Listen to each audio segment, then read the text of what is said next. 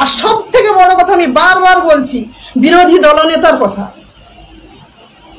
উনি প্রত্যেক সময় উনি সুরক্ষা কবচ নিয়ে বসে আছেন। উনি প্রত্যেক সময় আমাদের পুলিশ প্রশাসনকে উনি অপমান করে চলছেন। ম্যাডাম সালমা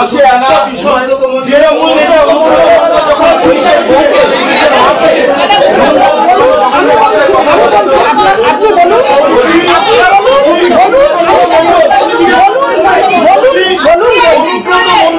আপনারা কেন চুপ ছিলেন? না, চুপ নেই, আপনি বললে হবে না। আমরা রবীন্দ্র সদনে করেছি, আপনারা বললে হবে না।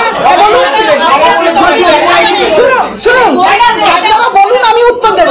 অনুব্রত মণ্ডলের শুনুন, অনুব্রত মণ্ডলের ওনার যখন হয়েছে ব্যাপারটা জানাজানি হয়েছে, উনি যখন খারাপ ভাষা বলেছেন, ক্ষমা চেয়েছেন, ওনার বিরুদ্ধে কেস হচ্ছে।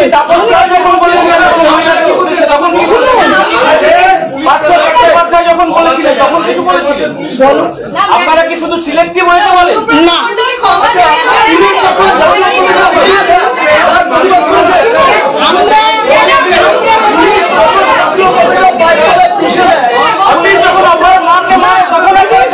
পুলিশ জাতীয় পতাকা পায়ের তলায়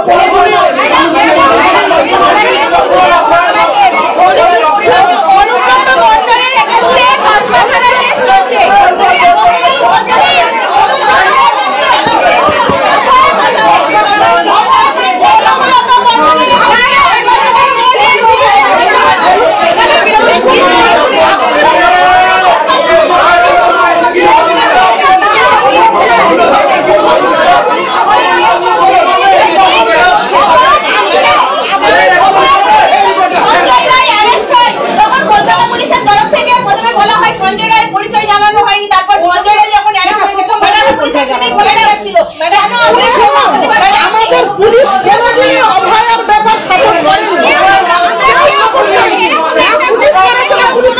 যেটা অনুব্রত মণ্ডলের কথা বলছেন যে অফিসারকে গালাগালি দিয়েছিল, সেটার জন্য স্ত্রীকে গালাগালি দিয়েছিল। দেখুন, ফ্যামিলিকে গালাগালি দেওয়া মানে স্ত্রী হোক মা হোক, যেই ফ্যামিলি মানে স্ত্রী মা দুটোই, স্ত্রী মা দুজনই। ফ্যামিলি মানে স্ত্রী মা বোন দিদি, ফ্যামিলি মানেই হয়। একটা কোয়েশ্চেন, যে ভাষায় গালাগাল দিয়েছিলেন অনুব্রত মণ্ডল, আপনার মনে হয় যে শুধু একবার ক্ষমা চাইলেই সেটা হয় না? না, তদন্ত হচ্ছে। কখনো আপনি ঠিক বলেছেন, তদন্ত হচ্ছে, তদন্ত চলছে। সে যদি নিশ্চয়ই দোষী হয়, তার অবশ্যই তার শাস্তি, কঠোর শাস্তি হবে। তদন্তের অগ্রগতি নিয়ে কি আপনারা খুশি? হ্যাঁ, অবশ্যই খুশি। আপনাদের তরফ থেকে আইনি পদক্ষেপ নেওয়া হয়েছে। বীরভূমের কোর কমিটিতে ঢুকিয়ে দেওয়া হলো ম্যাডাম, মুখ্যমন্ত্রী গিয়ে পাশে বসে তিনি লাঞ্চ করছেন, ডিনার করছেন, আপনারা খুশি? আপনাদেরকে কথা বলছি, এখানে আমি পার্টিগত লেভেলের কোনো কথা বলতে আমি চাই না। আমি পার্টির হয়ে আসিনি, আমি এসেছি আমার মান সম্মান নিয়ে, আমি এসেছি ওয়েস্ট বেঙ্গল পুলিশ, কলকাতা পুলিশের আমি ফ্যামিলির জন্য। আমি পার্টির জন্য আসিনি। এখানে আমি পার্টির কনফারেন্স করতে আসিনি, আমি পার্টির কনফারেন্সের কথা বলতে চাই না। কে বিজেপি, কে তৃণমূল, কে সিপিএম, আমার জানার দরকার নেই।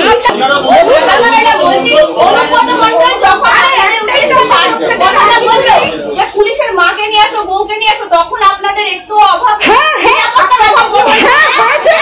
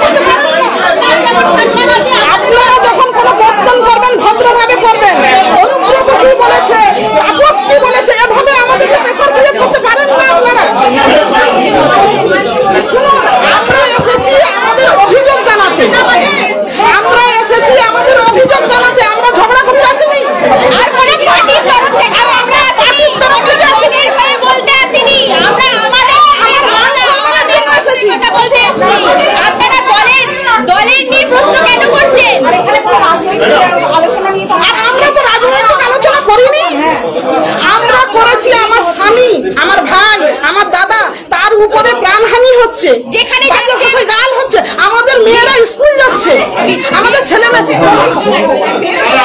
9 তারিখে আপনি যে ঘটনার কথা বলছেন, সেদিন আরো একটা ঘটনা হয়েছিল। বলুন। ভারতের জাতীয় পতাকা, তিরঙ্গা পতাকা পুলিশ পা দিয়ে পদদলিত করেছিল। আপনি জানেন যে ফ্ল্যাগ কোড অফ ইন্ডিয়া 2002 বলছে যে মাটিতে এবং জলে ফেলা যায় না, কোনো অসম্মান করা যায় না, 3 বছরের জেল হয় ম্যাডাম। আমাদের এরকম কোনো আমরা এরকম দেখিও নি, এরকম জানিও নি। যদি হয়ে থাকে সেটা খুব বড় অন্যায়, সে করেছে, সে শাস্তি পাবে। ম্যাডাম বলছি, অভয়ের মাকে যখন মারা হলো, তার মাকে যখন ভুলে গেল, তখন আপনারা একটা প্রেস কনফারেন্স করলেন না। আরেকটা জিনিস, অভয়াকে যখন ধর্ষণ কাণ্ডে সঞ্জয় রায় গ্রেপ্তার হয়েছে, তো কলকাতা পুলিশের সিভিক ভলান্টিয়ার ছিল, তখন আপনারা একটা প্রেস কনফারেন্স করে একটু লজ্জা জানাতে পারলেন না বা একটু প্রতিবাদ জানাতে পারলেন না? কেন আপনারা পুলিশ বলে ওনাকে ছেড়ে দেওয়া হয়নি। পুলিশ বলে ওনাকে ছেড়ে দেওয়া হয়নি। পুলিশের সিভিক ভলান্টিয়ার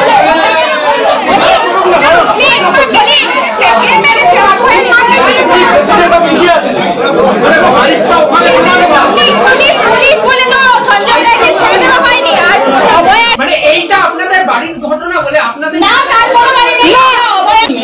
অভয়ের মাকে কে মেরেছে? পুলিশ কমিশনার তো বলছে যে ভুল হয়েছে।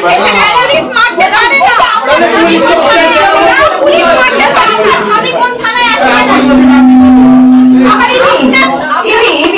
ইভি কোথায়? মানে একটু আপনার স্বামী কোথায়, পোস্টিংটা বলে দিতে হবে। আপনার স্বামী কোথায় আছে? পুলিশের দায়িত্ব মারা নয়, পুলিশের দায়িত্ব আপনাদেরকে রক্ষা করা। এইটুকু এক্সপ্লেন করে দিন। বীরভূমের দাপুটের তৃণমূল নেতা ওই একটাই প্রশ্ন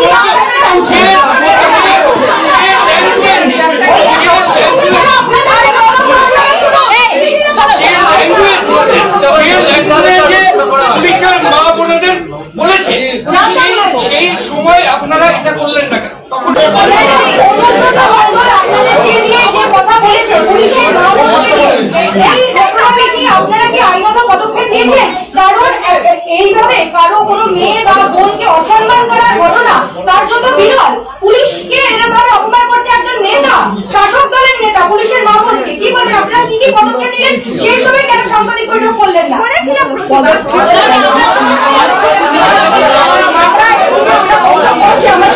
আপনারা জানেন যে কলকাতা পুলিশ কখনো পিছিয়ে থাকে না, আপনারা এটা তো মানবেন। আপনারা আজকে কলকাতার বাসিন্দা হয়ে আজকে কলকাতা পুলিশের নামে নিন্দা করছেন। আজকে বলুন তো, আপনি কলকাতা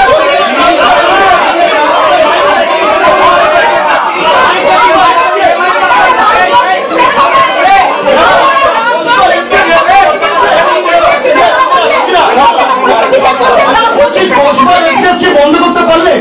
এই যে কলকাতা পুলিশ পিছিয়ে থাকে না, যদি পিছিয়ে না থাকে তাহলে 14 তারিখ রাত্রে বলে যে ঘটনা ঘটনা কি হচ্ছে? এটা তো